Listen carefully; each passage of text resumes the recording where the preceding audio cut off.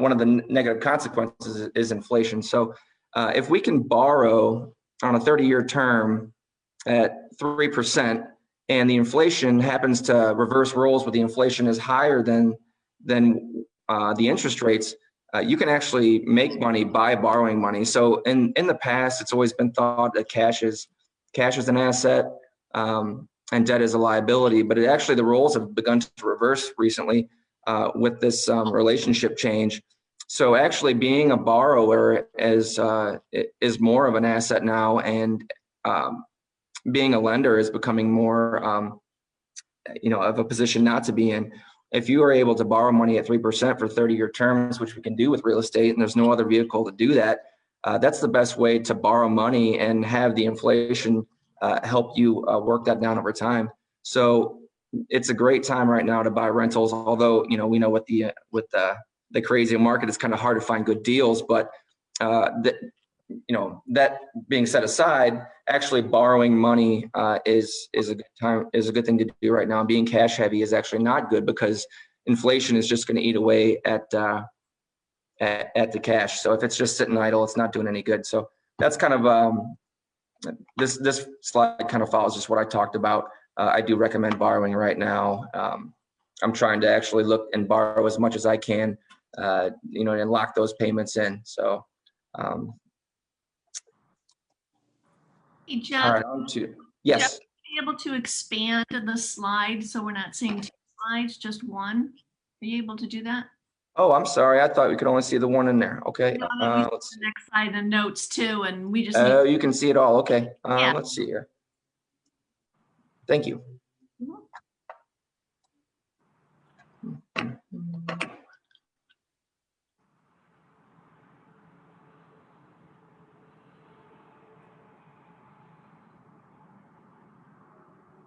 All right, present. Okay. That better? Yes, thank you. That should be okay. All right, so the 4 benefits of real estate is, as most of us probably already know this, cash flow, appreciation, tax benefits, and the principal pay down. So we're going to go into to each one of these a little bit more in a deep dive.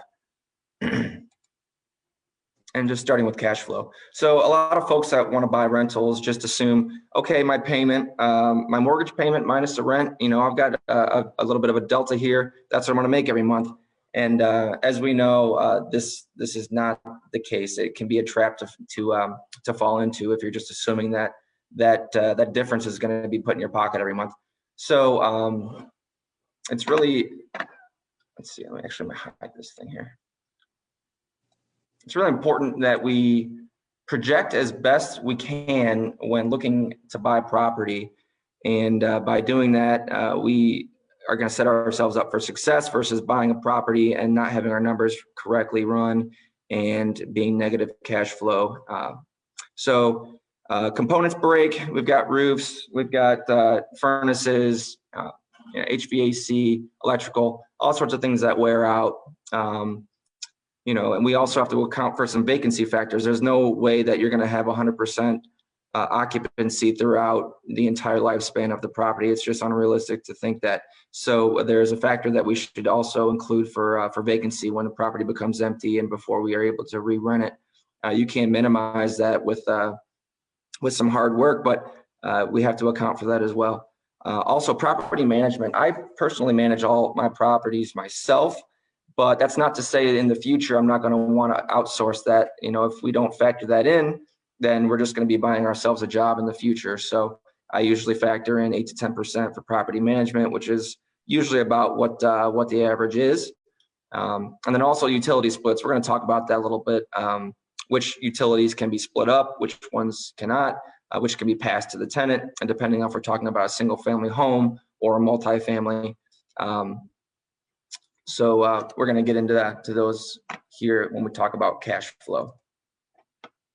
And here are the numbers that I use when I'm doing my analysis of the properties. For vacancy, I use 5%. 1 month out of the year is 1/12, which is 8%. So you can project a little bit less than 1 month. I use 5%. For capital expenditures, which this is the wild card, it can greatly vary depending on the age of the home. But for a newer home, I use 5%. For an older home, 10%. And if you have a home that's in really bad shape or a lot older, it can be even higher.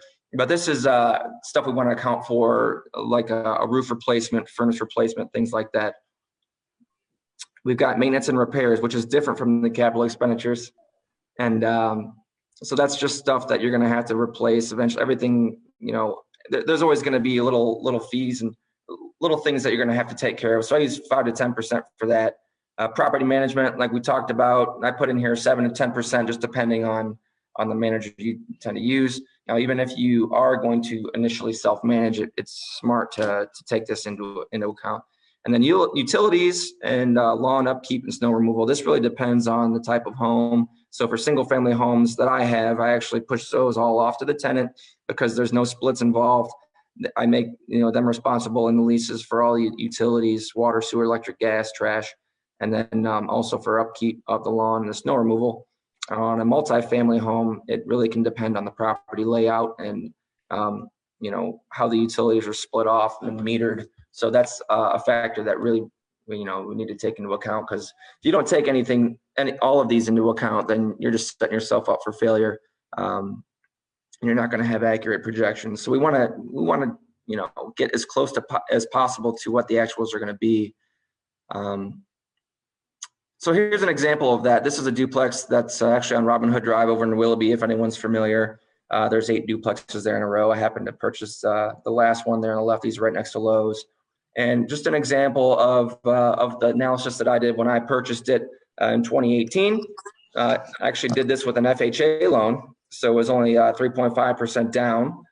And on the right there, you can see the numbers. I'm not going to read them all off, but I had to account for the CapEx, the maintenance, vacancy, and property management. And this duplex, which was a really nice thing about it, is a side-by-side split where everything is split as far as utilities go. And the lawn and the driveway make it to where I was able to split those as well and place those on the tenant. So I don't pay any of the utilities on this property. But you can see after all the accounting for all the expenses, at the end of the day, it's got a $215 monthly cash flow. You times that by 12 months to get the year, and then divided by the rough amount. I put 10K on there. It's about the rough amount that I came out with all my closing costs and my down payment and everything. And so you can see it kind of knocked it out of the park with this one, which ended up being about a 25% cash on cash return based on the projections. And we're not talking about any of the other stuff that comes along, any of the benefits. This is just strictly cash on cash, but you can see here that it worked out pretty well. So it's a good example of one that I would purchase all day long. And actually I was asked to be on a podcast that Tony Robinson used to host, who's now one of the Bigger Pockets podcast, the Beginner podcast. He actually is now a host of that podcast. But I talk about all that duplex in this initial podcast. So if you want to search for it on Google, or there's the link down there, you can actually go on and listen on my deep dive on that deal. So, all right, on to the current market. I'm not going to talk about it a lot. As we know, these are the lower presentation slides that were sent out for this last month at the brokerage. And we know the inventory is way down, right? The prices are all inflated right now. So right now, with the prices being so high, it illustrates and especially makes the point that we need to run proper analysis, because we don't want to overpay for properties, which right now can be very easy to do when you get into a frenzy and there's just nothing available. So it's better not to buy something if it's going to make you lose money. All right. And let's see, we're getting into the 1% rule here. Quick little dirty analysis tool that I like to use when I'm out there kind of looking stuff right off the cuff. Usually if a property can definitely make sense, even if it doesn't hit this rule. But if it's way out of the park, I never even really blink twice when I'm looking for a property. If it's not going to rent around the 1% rule of the purchase price per month, I usually just kind of disregard it and keep going. At the bottom, this is kind of more of my opinion in regards to rent compression. It's not really a term that you hear that often, but As you're getting towards higher price homes, it's really harder to find rents that keep up with the 1% rule. Usually as homes get higher in price, the rent does not equally inflate. So as you're getting, if you're in the range of 150,000 or less, you can usually find homes that would rent for the 1% rule. But when you get up there, it gets a little harder. And also the renter pool is smaller for any properties that are renting over 1,500 a month. There's a lot less people that can afford rent prices that are that high. So when I'm speaking with the investors that I have been helping out in California, I usually try to keep them at 150K or below when looking to Lake County. When I set them up on the auto search and the MLS, I usually recommend, just sticking below that 150K mark, because it's a lot harder to find properties that are going to keep up with that rule. Not to say that you can't find them, it's just a lot harder to do so. So that's kind of what I use there for a range. And then one other thing that I make sure to illustrate to these buyers is they're looking at the tax value that's listed in the MLS. And a lot of times, yes, that's what the current tax value or what the current taxes may be. But that's definitely not something that you should use for your projections, because a lot of times the market value hasn't increased, in years and years. If someone lives in a property for 30 years and they bought it for $50,000 way back in the day, but it's worth 200 now, that's a big trap to fall into. And as we know, it's going to go up as soon as the property sells. The city is looking out for their best interest, or the county, I should say, and they want the taxes to be as high as possible. So usually about a year later, you might see that escrow account, you might get that letter from your lender saying, hey, your escrow account's short, because the tax valuation was changed. And so as far as Lake County goes, they've got this neat little website where you can actually go in and select the district that the house is in, put in the market value, and it'll spit you out a number. That's really, it's a good projection. There's usually little assessments that come along with that number, like city lights and storm sewers and such. So, you can go into the tax bill on the county site and see what those are, but it's always good to go in and actually get the real number and plug those in for your estimations. All right, so single family versus multis. There's pros and cons to each. I'm not going to read each one of these points off of the slide, but there are some considerations. We talked about the utility splits earlier, so that's one good thing about the single family versus the multis. Snow and lawn care, same thing. Single family pro, longer tenancy. Usually folks will tend to treat the house more like their home and stay longer if they're in a single family environment versus a multi-family. And the same thing, with tenant disputes. If you have one person living there, you're not going to have any disputes between tenants, obviously. But if you have a duplex, triplex, quad, there can be parking issues, there can be noise issues, there can be odor issues, smoking, all that good stuff. So that's one main pro about singles versus multis.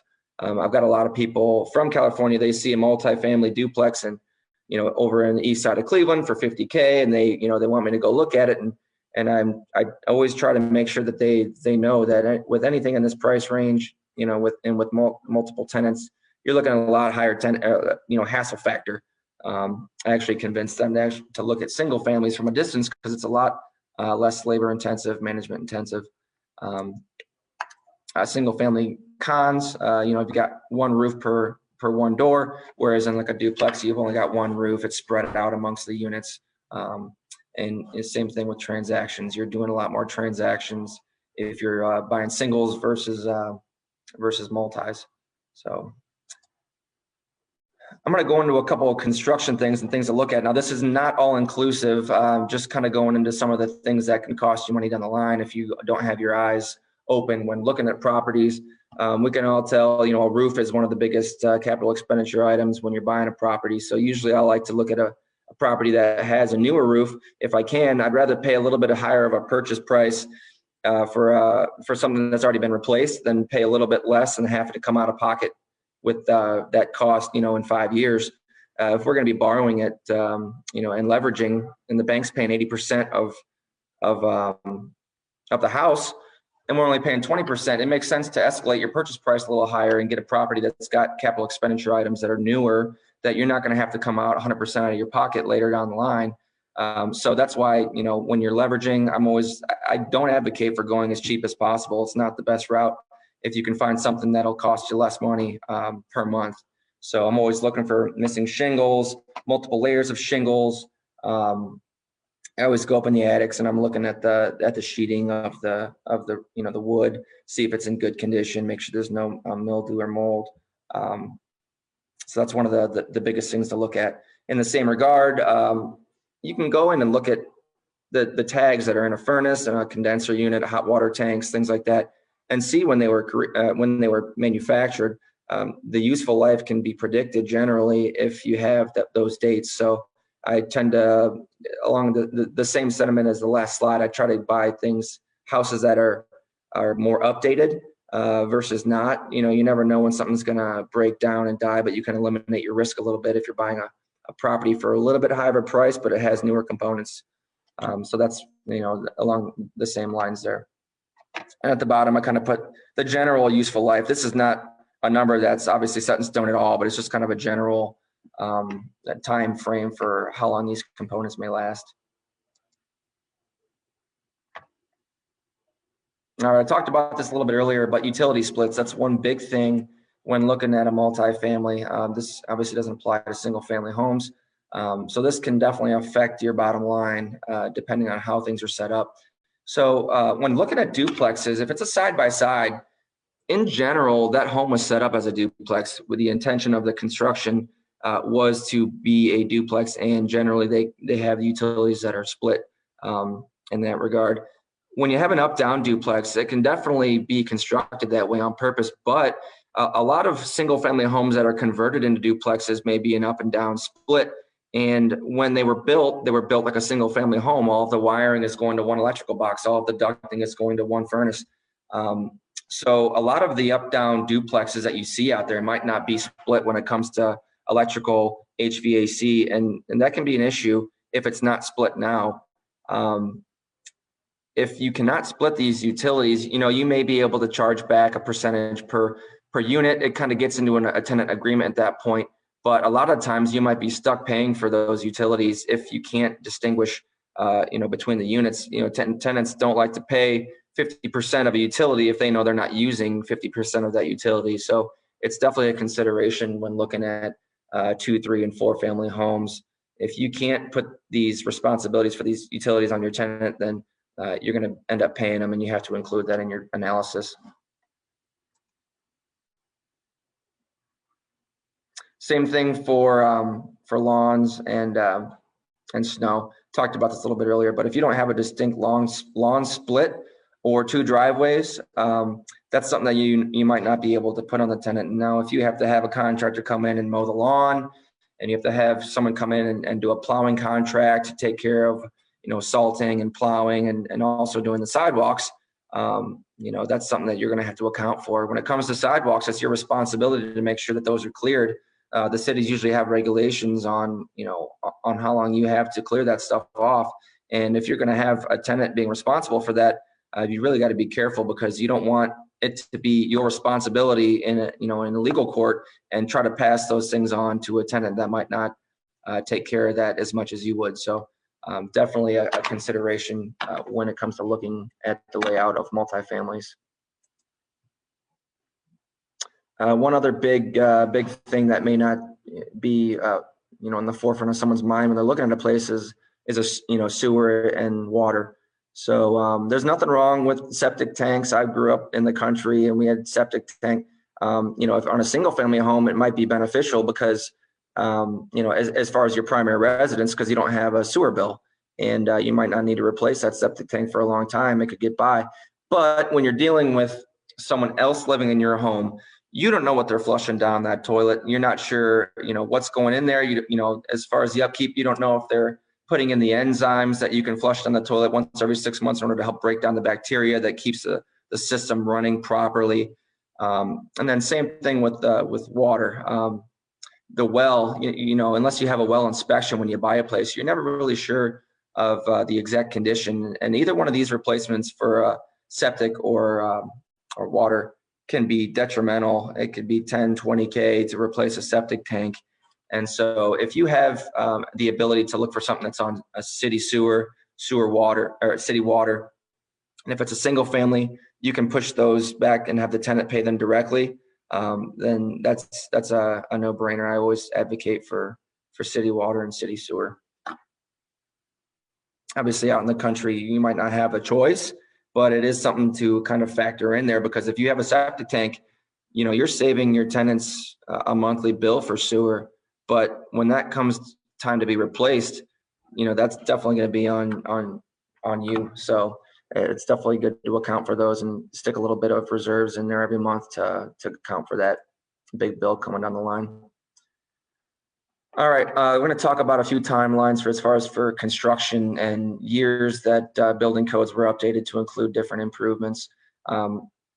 I like to look at homes that are 1980 and newer for rentals. If I'm going to hold them long term, my kind of theory is I want to buy these and hold them forever. So I'm always looking for newer updates. Not to say that anything before 1980 is not going to work out. That's definitely not the case at all. But it's good to have these things in mind when you're looking. And as realtors, we know what to kind of look for when we're going through places. But these are kind of a few of the updates that I look for. And like I talked about earlier, if we're going to be leveraging these things and only putting down 20% of the overall cost, I'd rather pay a little bit newer for a newer property, or a little bit more, I'm sorry, for a newer property versus a little bit less and having to replace those systems down the line if they need replacement. So knob and tube, we all know about this one. Usually around 1950, 1960 is when this was phased out. So all the newer homes, would probably have Romex wiring. Knob and tube is not necessarily bad, but it can present a fire hazard if the system has been spliced over the years. Usually you'll see some fuse boxes if your house is a little bit older and connected to knob and tube. There's no code requirements that this has to be removed. It's perfectly okay to purchase, but it's something that I like to try to avoid if I can. It's not permitted in any new construction nowadays. Ungrounded outlets, when you see those infamous two-prong outlets all around the house, that those outlets are not going to be grounded. Now, this isn't necessarily a bad thing, but when you're not living in the property and you're relying on your tenants to not overload those circuits, that's a big ask. A lot of times you can run in there, and if you're running a two-prong, they make those nice little handy adapters that will convert it from a two-prong to a three-prong, so you can plug in a grounded an appliance that requires a ground. It's not uncommon to then see one of those splitters run into one of those outlets. And at that point, if you're plugging in a bunch of stuff, you can definitely overload the circuit and present a fire hazard. So usually I like to go around and look and see those little testers that they have. They're $10 at Home Depot. I always carry one of those in my back pocket, and I'm going around and looking. And quite common in older houses, I'll run them through, and they have three-prong outlets, but they're not grounded. Someone just went in there and replaced the face cover, and it looks from just from a first look glance, yeah, that's a grounded outlet, but it's not always the case. So I like to look at that. In the same regard, Federal Pacific breaker panels, we all know those. They were deemed unsafe by the government back a long time ago. And I think the government then came out and said they were safe now, because if they hadn't caught fire by now, then they wouldn't. But that's something that always gets flagged by home inspectors. Federal Pacific breaker panels, they always recommend replacing those. So that's an added cost in there that I look for.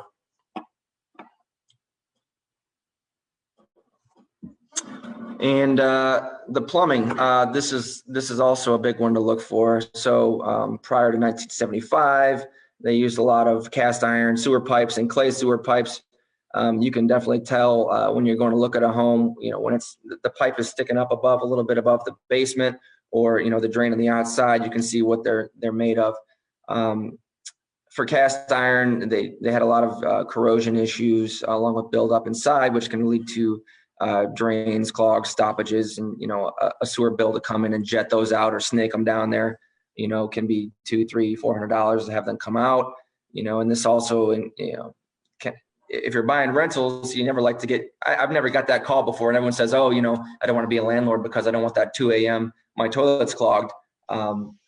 But if you eliminate some of these problems before you even buy the property, it can definitely help with your property management and your hassle factor later on down the line. So clay pipes actually fit together. They're not always in one piece. So when they fit together, they put this mortar in there, and after, you know, through movement over time of the ground, they develop little cracks where they merge together. And, you know, tree roots will find even the smallest hole, and they'll go in there and just wreak havoc. So a lot of times clay pipes, you know, this picture on the screen here, you can see they just get filled up with tree roots, and it's going to be a recurrent problem. Even if you come in and jet those out or have a snake done, the next year they could just grow right back. So PVC piping is definitely steps ahead of the old way they used to do it. 1980 and newer, you can usually expect to see PVC pipe having been used. The life expectancy is around 100 years. And how these pipes connect, they fit in there in a male-female joint, and they have adhesive around the outside. So it's not impossible, but very unlikely that tree roots are gonna be able to get in there and infiltrate the system. So you're dealing with a lot less tenant issues down the line when it comes to stoppages and backups. Lead-based paint, I won't talk about this one much. Not necessarily a bad thing if there is lead-based paint in the home.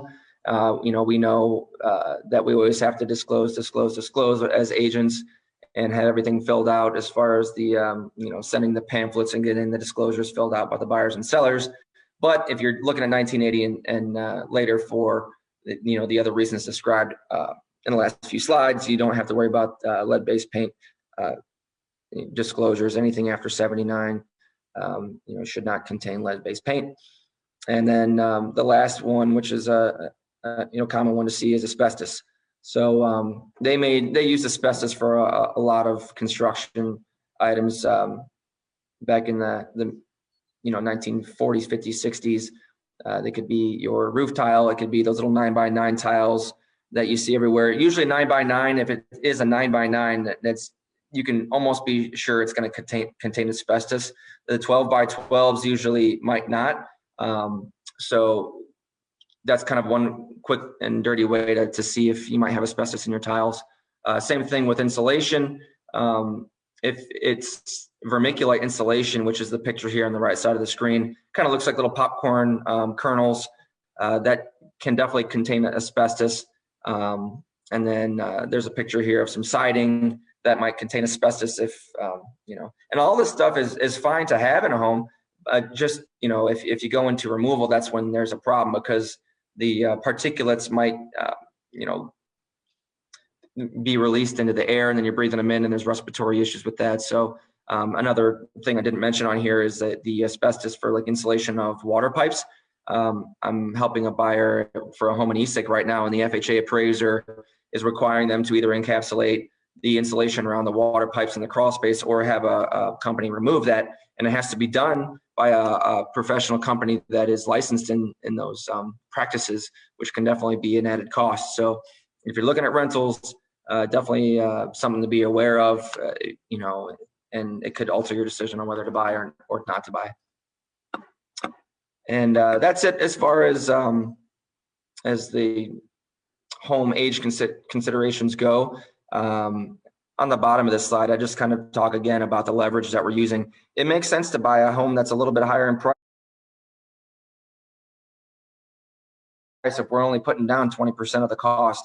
We're not going to have to deal with the issues of the remediations or you know, the removal or paying a removal of piping, or having to pay a sewer company to come out and dig up your front yard in order to change out pipes that are super old. You know, if you're only paying 20% of this price out of your pocket in the beginning, and you're going to have less costs out of your pocket later on, it makes sense to think about that when you're doing your projections. That can only put you ahead of the game. All right, now we're going to get into some of the good stuff, the nitty gritty when it comes to financing and purchasing. Again, I just want to kind of reiterate, this is kind of geared more towards someone who might not have a ton